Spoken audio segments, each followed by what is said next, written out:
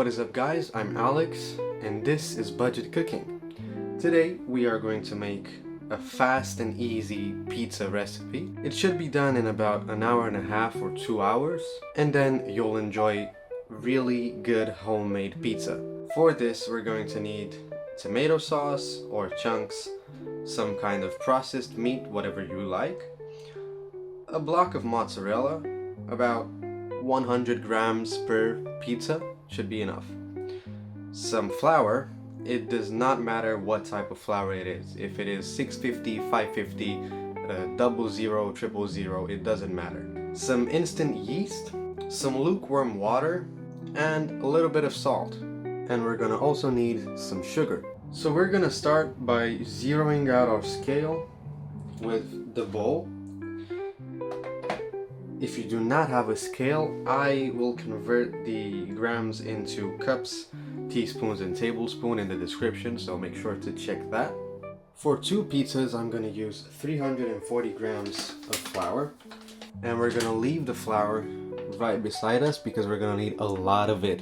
Now for the yeast, I use these small 7 grams packets with instant yeast. It does not need activation in water, and you just put it in and it's ready to go. We're gonna use about half of this packet, so 3.5 grams. 3 to 4 grams is fine. I used 4 grams just to make sure that it actually rises. Now we're going to put in about 7 grams of salt. Now we're going to add 10 grams of sugar. Now while still on the scale, the bowl is still on the scale, now we're going to take a sturdy spoon. I like using wooden spoons for this because they're never gonna break. And we're gonna mix the dry ingredients.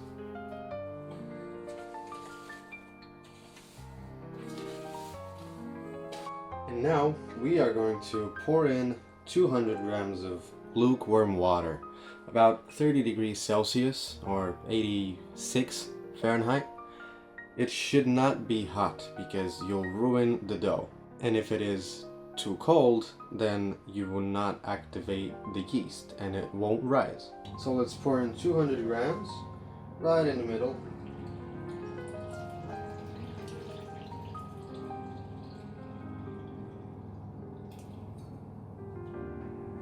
And now we take it off the scale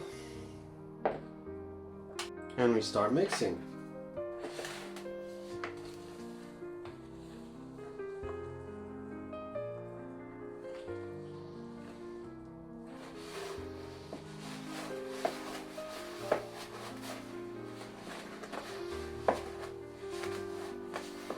Now when it has this consistency right here, we are going to soak our hands in water, and we're going to come back to it and just squish it a few times.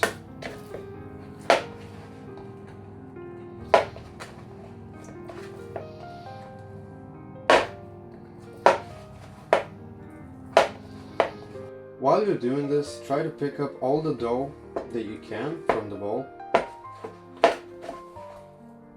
Now when it gets this consistency, where it wants to stick to your hand, but it cannot, and it does this to your hands, then you know it is ready. And now we just cover it up 30 minutes and we let it rise. Now there are 2 options to covering the bowl to let it ferment. You can cover it with a towel bigger than the bowl so it covers it, and try to create a seal. Usually a damp towel works much better, but for me it is quite chilly in the house, so I'm going to use some food wrap. Now if you wrapped it, you have the advantage of looking at it and seeing if it starts to sweat. If it starts to sweat, then you know the fermentation process has begun. After the wrap starts getting foggy, I usually just place my towel anyway, so that it can ferment quicker. Now we're going to let this beautiful wrapped up dough rise for about 30 minutes or until it doubles in size. Now that the dough is relaxing and it is covered up, I will explain some things to you. Now I'm not an expert in pizza making by any means, and I cannot roll out a pizza to save my life, but I'm going to show you an easy method of actually turning the pizza dough into a round pizza. Now, you can invest some money into a pizza baking tray, like this one. If you do not have a pizza baking tray, a round baking tray, you can just use a normal oven tray, like this one, and just put some baking paper on it. The reason that we used lukewarm water is in order to activate the fermentation process, because it needs to be warm in order for the yeast to ferment. That's why we covered it up with food wrap, and then I put another towel on it because it is quite chilly out. If you use water that is way too hot, then you will ruin the fermentation process and it will never start, or it will start and it will not develop nicely like you want a pizza dough. Okay, so now you can relax for the rest of the 30 minutes. Now that the 30 minutes have passed, we're gonna uncover this dough, and you will feel that even this wrap is wet. After we've wet our hand again, we're gonna grab it like this, stretch it, and then put it back over itself. About 5 to 6 times should be enough. And now we take it and we flip it over so that the seams are on the bottom. Now we just round it out. If it's starting to stick to your hand, wet your hand again.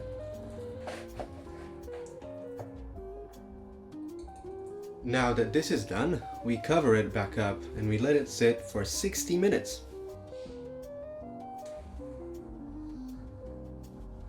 Now that 40 minutes have passed, I'm gonna start by sharpening my knife, especially on the tip of the blade, and you'll see why. Now, because I still have 20 minutes until I can shape the dough, I like to start cutting my meat and grating the mozzarella and making the sauce for the pizza.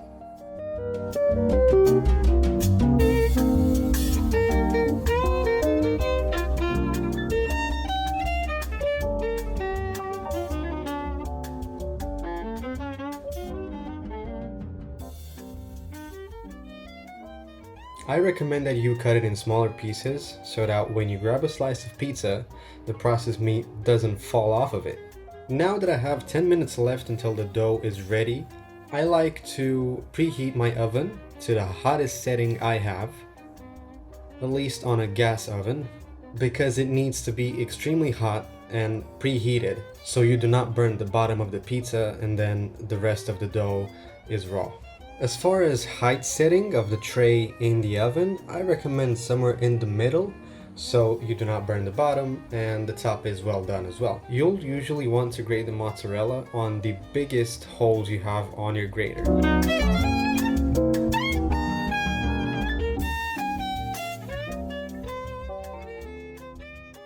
Now, I do not weigh my mozzarella because you can never have enough mozzarella on a pizza.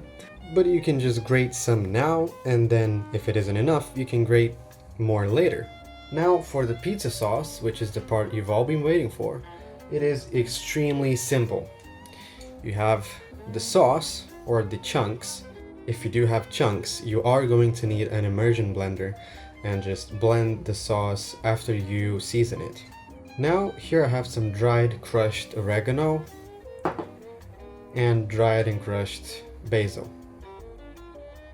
For the sauce, usually I just put around 3 to 4 spoons per pizza because I like to be generous with the sauce. Now for the oregano and the basil, you just add to taste. When you like how it tastes, then it is done. I find that oregano adds that Italian taste to a pizza sauce, and then the basil is just like a nice sweet surprise.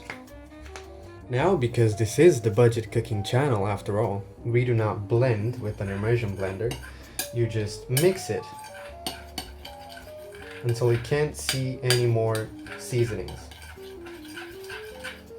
And that's all it really takes to make a great pizza sauce. Now you'll need to make some space on your counter so that you can shape the dough. And now for the great reveal of our dough.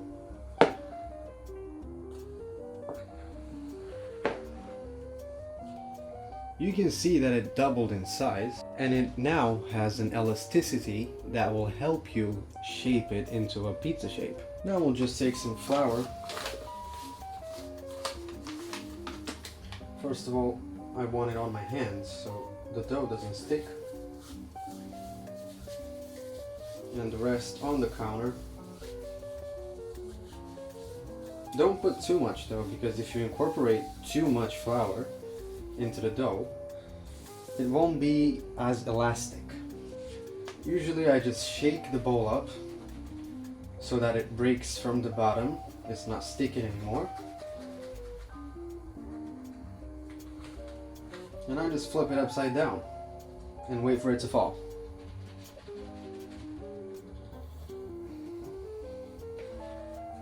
Now that it's fallen, you can see the beautiful gluten structures on the bottom here.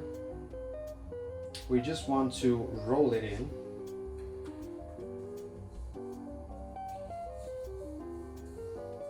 You will see that it is extremely nice to touch. It is really soft.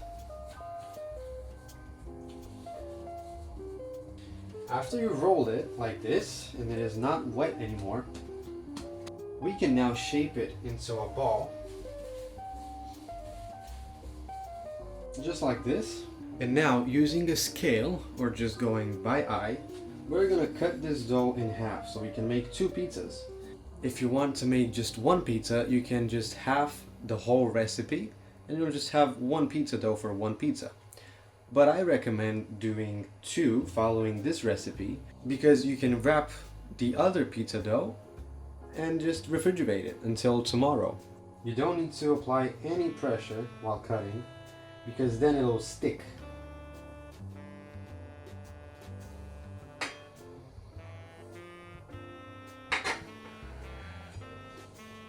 Just like that. We'll form it into little balls. Now we can see quite clearly this is a bit bigger than this one, and it also feels heavier. But that's not a problem. We can just take some from the bigger one and put it onto the small one and incorporate it. Now they look to be about the same size, more or less. I like to cover them with a towel for about 10 minutes just to develop more strength and elasticity so it is easier to shape. Just like this. And let them rest for 10 minutes while your oven is preheating.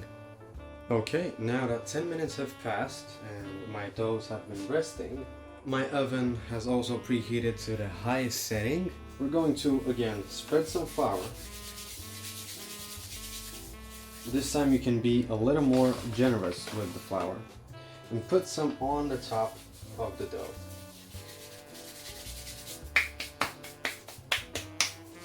Now, we just want to pat our dough, make it a little flatter. Make an indentation with your fingers.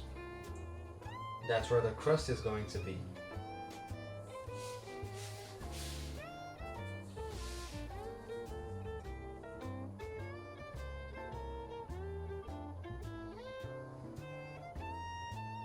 Just like that. And now, the dominant hand stays in place right under the crust, and the non-dominant hand grabs from the bottom underneath where this indentation is, like that. You take it and you flip it. Put it over your wrist and let it down. This hand stays locked in place while this one stretches a bit. Not too much, because you are going to break the dough. If you do break it, it's not a problem. Just put it back together and start again.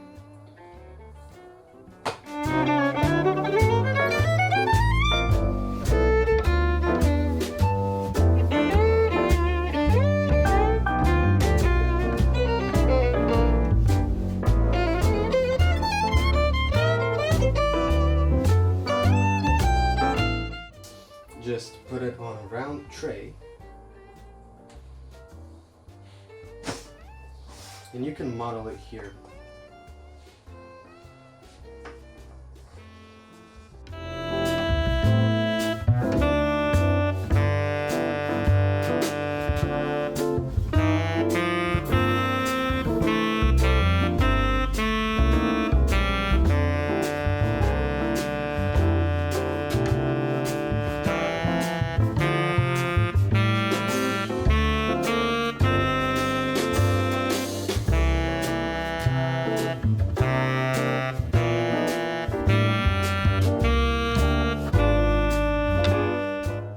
So once we have our dough shaped here,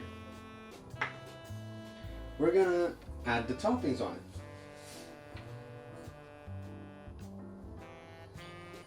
First, as I said before,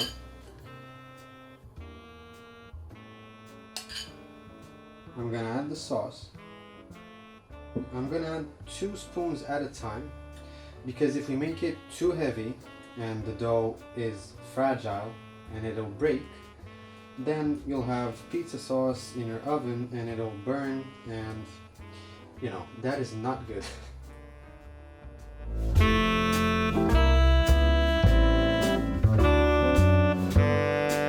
Now I like to take some mozzarella in my left hand and just take some with my right hand and sprinkle it over. You're gonna need a lot of mozzarella, because who doesn't like mozzarella?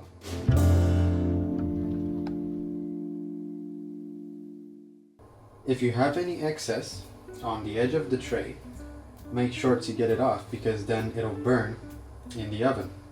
Remember, we're using the highest heat setting that we can. Now we take some of the processed meat and we just plop it over. I like to have a lot of meat on my pizza.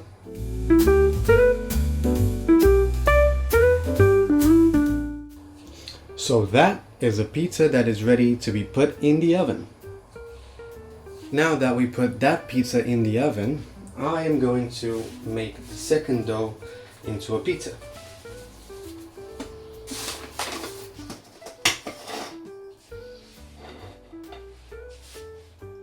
The way that I knew that my pizza was ready was because I smelled toasted bread.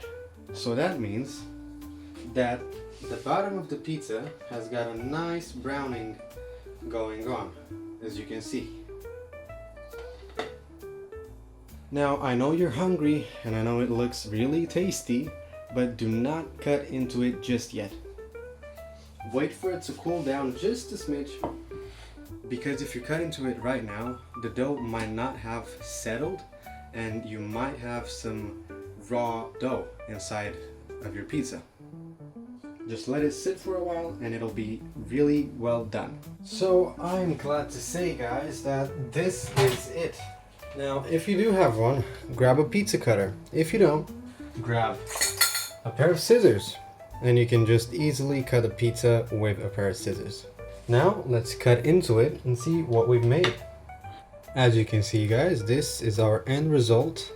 It comes with a pretty thick crust, which I love about it, and you can see the gluten here creating these bubbles. This is why we let it rise.